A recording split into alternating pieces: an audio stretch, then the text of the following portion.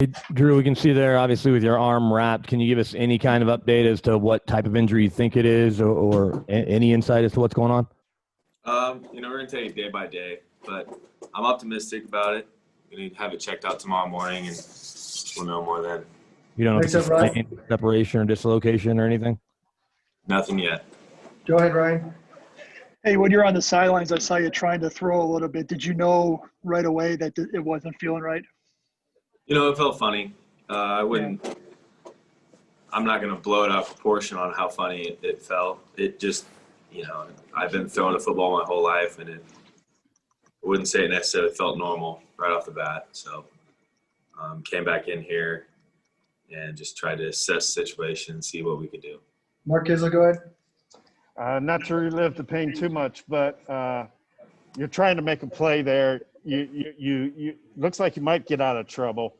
Did you feel the guy behind you? Just take me through that play, if you would. Yeah, it was. I tried to get out, and then I'm stumbling around, and tried to keep my feet. And then at the last second, I felt him. Tried to tuck it, and obviously the ball came out, and then I fell on it weird when I tried to tuck it last second. Next up, Andrew. Drew, you've worked with Jeff Driscoll all summer. You may not have seen much of him, but what has he shown to you in practice and everything that allowed him to do reasonably well today? Yeah, he's one of the more consistent people in our building every single day.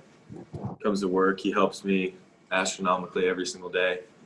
And, I knew that when I came back in here and started watching the game that he was going to go out there and play a good game for us. Extremely smart, very reliable guy. He's going to stay around this league for a long time because he can go in and play games like that without getting any reps in practice. The game plan was for me to play the whole game, and I get all the reps in practice. And for a guy to go out there and play the way he did, I was super proud of him. Told him after the game too that it's not an easy situation for him to go in and be in, but he did a really good job. Last three, Mike, Troy, Arnie. Mike, go ahead.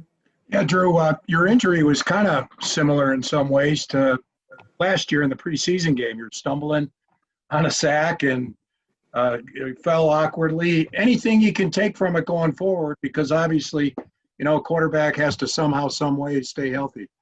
Yeah, that's what you got to do is stay healthy as a quarterback. And, it kind of goes back to just my style of play. I like getting out and running. I like, making plays when they're there. And both times it was, it was close. Maybe could have gotten out of it and gotten hurt. And, I won't sit here and tell you that if I'm close to maybe getting out of it and making a big play for us, that I'm just going to lay down and take a sack. I'm going to stay aggressive and just try to not have these awkward things happen and fall weird. But I don't, there could be a slight adjustment into what I think is a makeable escape, I guess, so to say. But I'm going to stick true to my guns. I'm going to stick to what got me here and, what helped us win a couple of games last year and what's going to help us win games this year. Last year, Troy and Arnie. Drew, you're a tough guy, but where do you go next? Do you get an MRI? And because it's your throwing arm, does that create a little more caution, or how do you proceed? Or because of the nature, the side of the body it happened to? Yeah, we'll probably do an MRI on it, yes. And yes, since it is my throwing arm, there is a little bit more caution in there. Yeah. Last one, Arnie. Yeah, Drew, I know this is a little bit of a bigger picture kind of thing, but you had a lot of close losses last year when you were sidelined, and then you had a couple close calls this year. How do you guys get over the hump? Yeah, it's redundant, and it's just what everyone tells you in the NFL at the end of it. It's the little plays at the end of the game, and it just takes us making one or two. Same with us last week. We were really close again this week.